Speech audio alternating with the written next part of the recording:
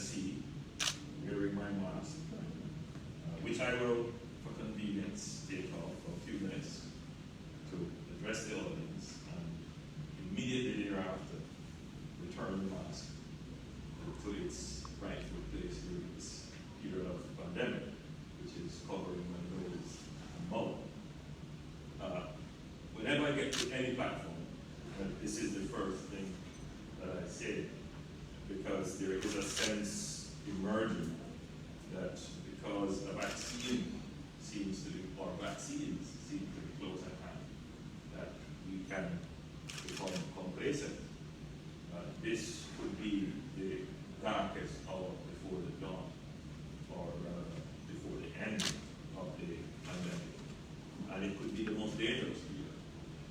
So I take the opportunity not just speaking to the 15 gathered here, but certainly to the media and the media representatives who are here, who will carry this message from this platform. But we're here today, this morning, this lovely December morning, in a lovely setting as the AC Hotel, to pay tribute to the work of a great human being, a great person. Now, Gary, I am not quite clear as to what is the legal role of a director emeritus, but I suspect there is a legal position that might otherwise have been described as an advisory board. That's a part of it. That's a part of it. Yes. So the term emeritus would have in olden days been used to describe a veteran soldier, someone who has earned their retirement by service. In other words, what they now call honorable discharge. So, Ian, all the adjectives that have been used to describe you, whether it's a bulldog,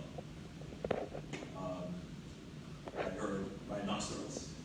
Was that what was assumed by the Minister of Finance? Puppy.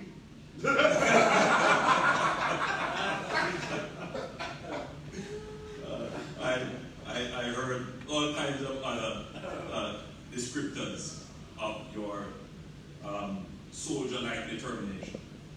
But I would prefer to use one word which I believe accurately describes your energy, and that is your passion. You're passionate about whatever it is that you believe in and whatever it is that you support. And that passion is unmistakable because it comes with a high level of loyalty to whatever it is that you support and believe in. The former Minister of Finance and the current chairman of the board, let's be and Senator Hill, Minister Hill, converged on color. Of course, I have a preference, which by now should be well known. And that color obviously is associated with prosperity.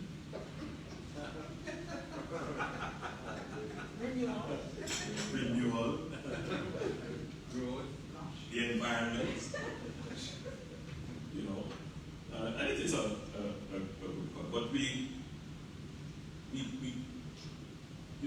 can use color to distinguish and differentiate.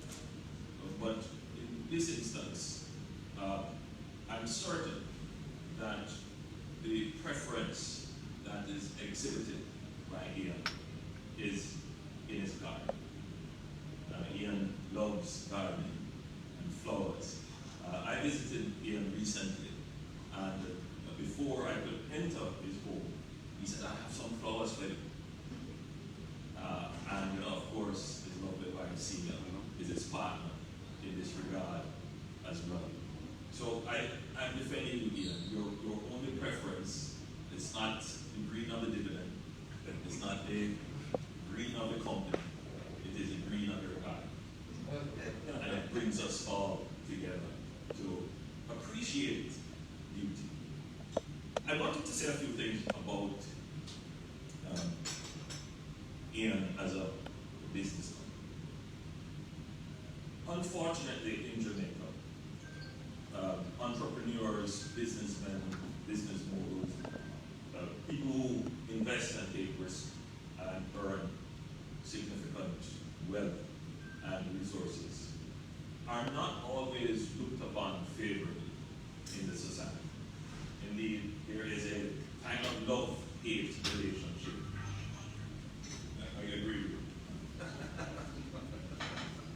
Between people who make the economy grow, between people who take risks, between people who bring resources, opportunity, management, and place them together in an enterprise, and those who depend on those, meaning those who benefit by employment, those who benefit by the utility of the service offered. It is an unfortunate element of our culture that people who are entrepreneurs and people who engage in risk-taking and people who go out and mobilize resources are sometimes looked upon in a negative way. And it is maybe a part of our history, a part of our culture, dispossession. But if we are to truly embrace the vision that we have of ourselves, Jamaica, the place of choice, Jamaica, a great nation, we must, as a country, start to embrace our entrepreneurs and our businessmen. I always said, profit should never be a bad word. We need our businessmen, and we must encourage them.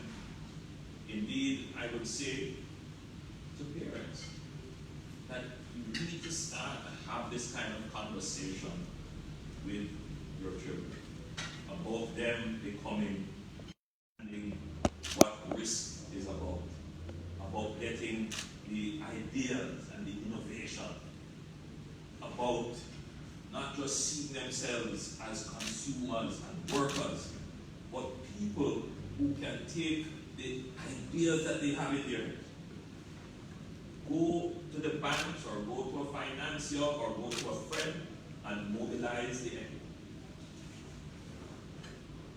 Who can take the risk of taking on a loan, renting a space for a factory, putting all those factors of production together and making something out of it. And if you look at Ian's resume, it is clear that Ian is an entrepreneur. What he does, he goes around, he sees business opportunities, he brings the resources together with the opportunities, he provides the management and guidance, and he has all right to ask for his dividends.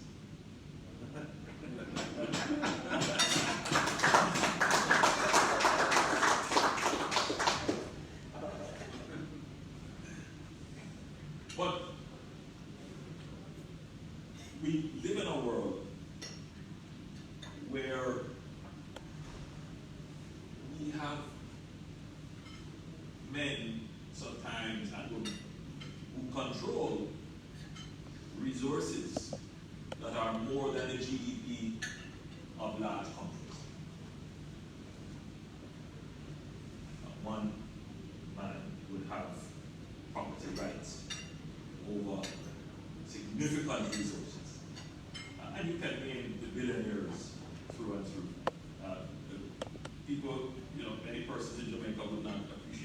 understand that there are lower level billionaires whose resources are manifold time of Jamaica's GDP. Many times Jamaica's. That's how it is in the world. But what we also know is that with great wealth and resources comes great responsibility. So the entrepreneur, it is not just sufficient for the entrepreneur to say, I just control wealth. You also have a social duty. And you can say this about Ian. Ian, I'm not here saying that you are a billionaire. I'm not giving any indication. You may very well be.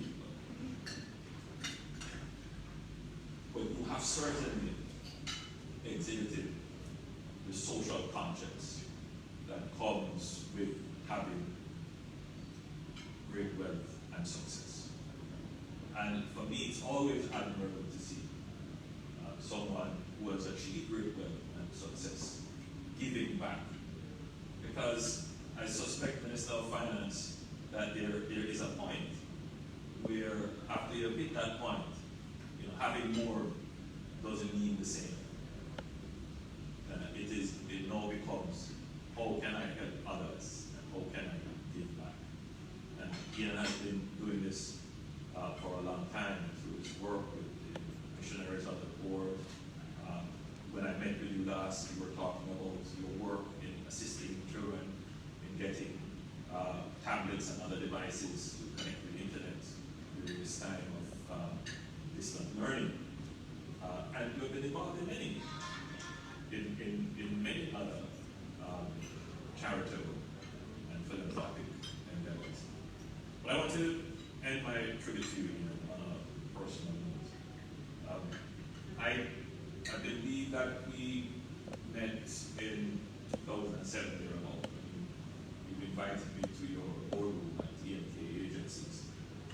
And we had a wonderful discussion, and you were introducing me, I believe, to a young entrepreneur that you were mentoring, which is another good sign that I want to point out about Ian, is that he is an active mentor of young people in business in Jamaica. And from then, we struck up a relationship, and we've been very good friends, and Celia as well, and supporting. And during, the difficult times that I've had during various periods of challenge that have occurred, that those who are politically in tune would understand the term challenge. And by the way, the people who say their truths are the ones who are politically in tune.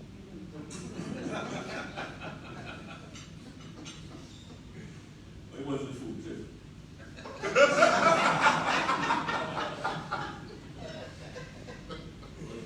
But during various periods of challenge, Ian has been great support, unconditional. And I am forever grateful for your support, your advice, and your friendship and open door. It means a lot to me. And when the invitation was sent for me to participate, there was actually no second thought about me being here. I consider it my duty and indeed a great honor to acknowledge the work and work of a great friend and a human being with a kind heart, with passion and determination, who has Jamaica's best interest at heart and has worked very hard to build value and create opportunity in Jamaica. More than a businessman, a great philanthropist.